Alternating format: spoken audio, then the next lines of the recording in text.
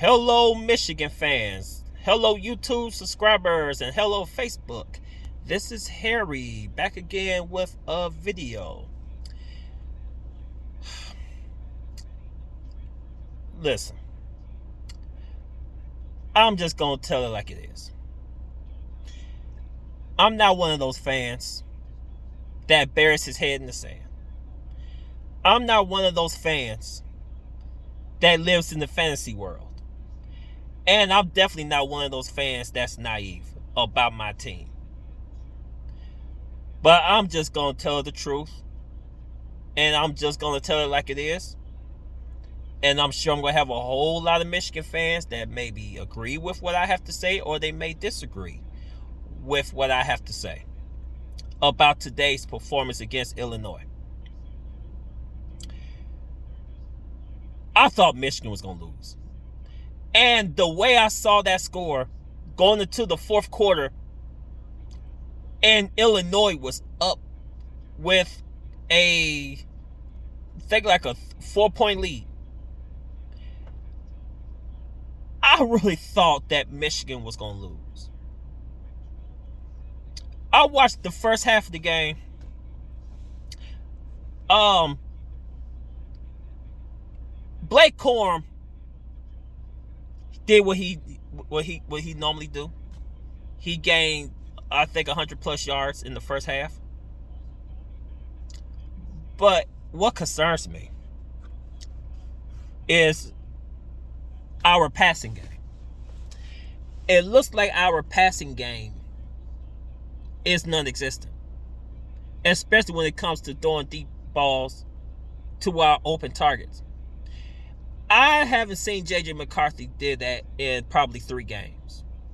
Probably more. Michigan is relying too heavy on the run.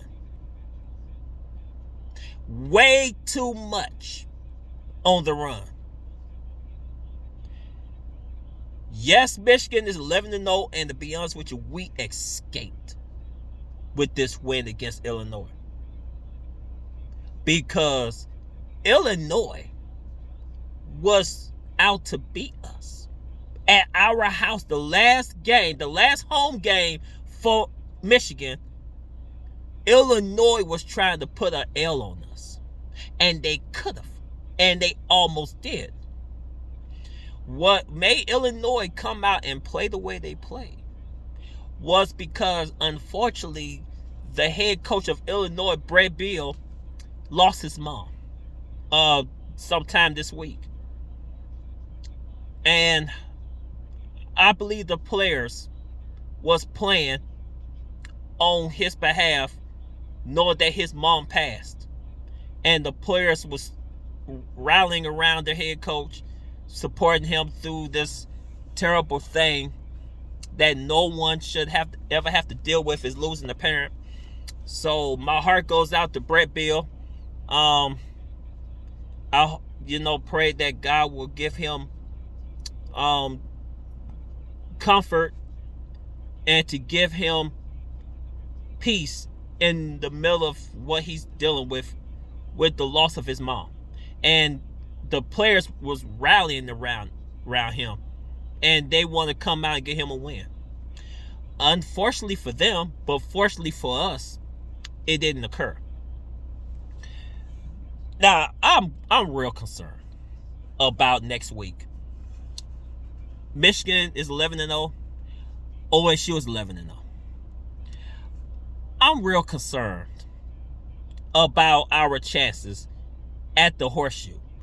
I'm real concerned because, one, now our main player, our best player on offense, Blake Corum,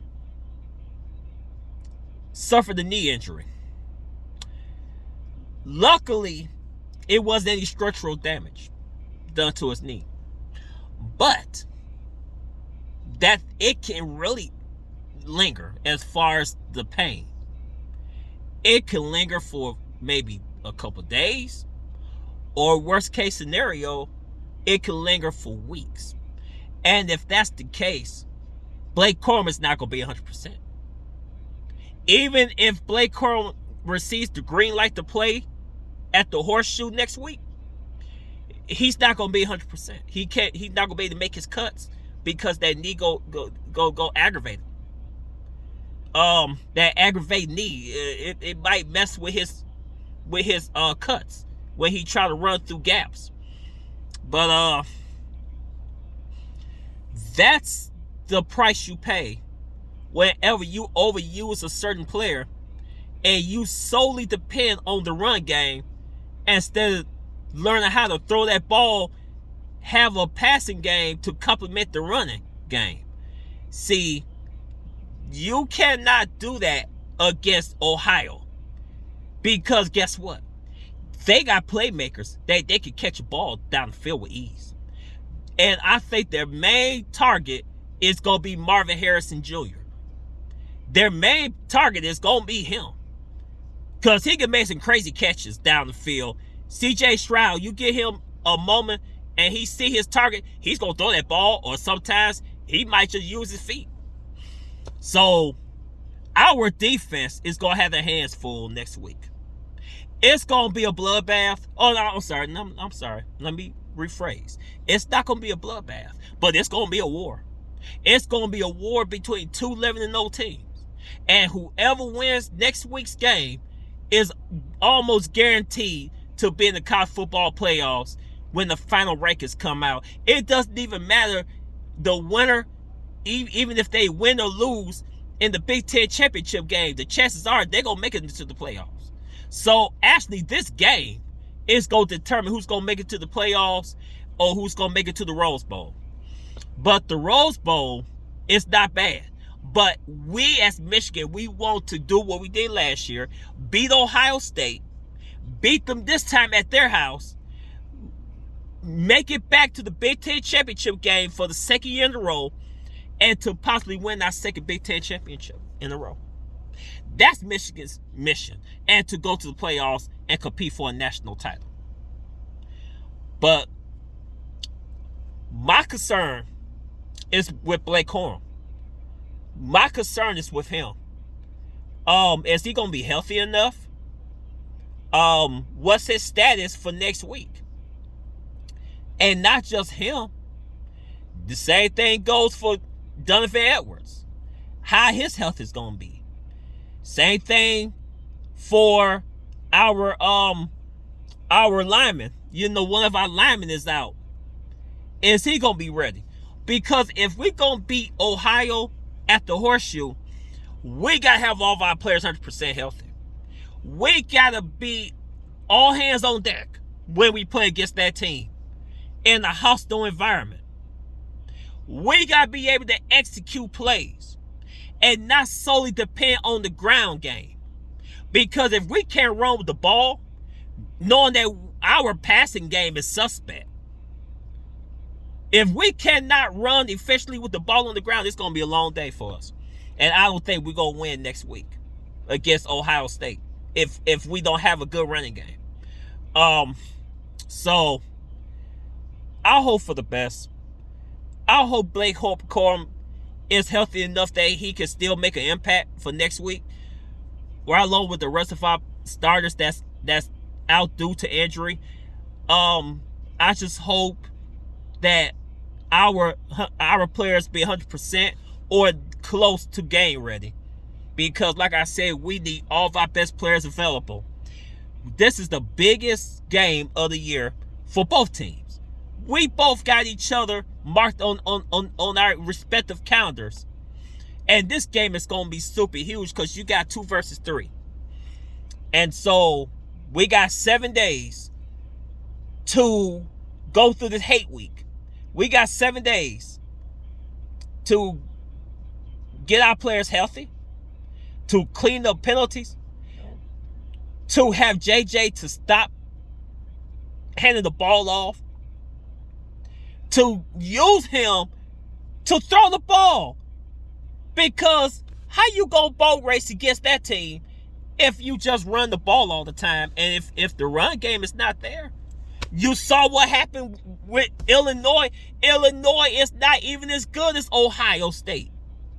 But look, If we don't get this mess cleaned up, if we don't improve on our passing game, if we don't improve on that, and if Blake Corum and Donovan Edwards is not healthy enough to play in next week's game, I'm just going to say we're not going to win, folks. We might as well sell for a Rose Bowl berth, because we're not going to no championship game as far as the Big Ten, and we're not playing in no playoffs. Our playoff host will be dashed. And that can go for both teams as well. Don't get me wrong, Ohio State, they got injuries too. But, like I said, Marvin Harrison Jr. is going to be that number one target. And then they might have Najigba out there. And he's going to be another threat that our defense going to have to contain. So we got our work cut out for us. So it's going to be solely our defense that's going to have to play lights out next week. I hate to say it, but if our defense don't get it done, and if JJ can't throw the long balls, or at least make it interesting to kind of take pressure off of Corum and Edwards, it's going to be a long day, folks. I don't think we're going to win. So I don't mean to be doom and gloom, but hey, I'm an honest Michigan fan, and I'm just going to tell the truth like it is. And we escaped today. I really thought Michigan was going to lose. We did not play our best. And so, wow. I'm glad Michigan won, but we cannot play like that against Ohio. We can't do it. And like I said, it's going to be a long day. It's going to be a long day for us. So, that's my takeaway from this Michigan-Indiana game. I don't have the stats before me, because I normally read the stats as far as the rushing yards, each player, how many touchdowns, which I'm not going to do because, like I said, I'm in the car. I don't have my stat sheet with me, but it's okay. I'm just glad Michigan got the win. So now we can focus on playing Ohio State. So if you like this video, please hit the like. If you like my content, hit the notification. Hit the share button. If you love my videos and you want to help me to make my channel grow, hit the share button. So all I got to say is this. We got 7 days to get ready. This is the game that Michigan think about 365. This is the game that Ohio State think about 365. So we're gonna see what happens. It's gonna be a week that's gonna be full of focus. It's gonna be full of business as usual. No goofing around, no playing around. Michigan better be ready, because this is going to be our greatest test of the year. And we're going to see, do we have what it takes to pass?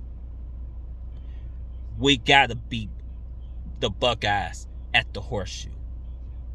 We got to beat them, because we haven't beat the Buckeyes at the Horseshoe since 2000. That's been over 20-some years. We got to change that trend. We got to change that trend. We beat them last year at our house. Yes, I was grateful for that. But this, if we could beat them at their house, that's going to be greater than last year's victory. So, I'm going to end this video. Go Blue. This is Harry Bryant signing out. Hail to the victors. See you in 7 days. Go Blue.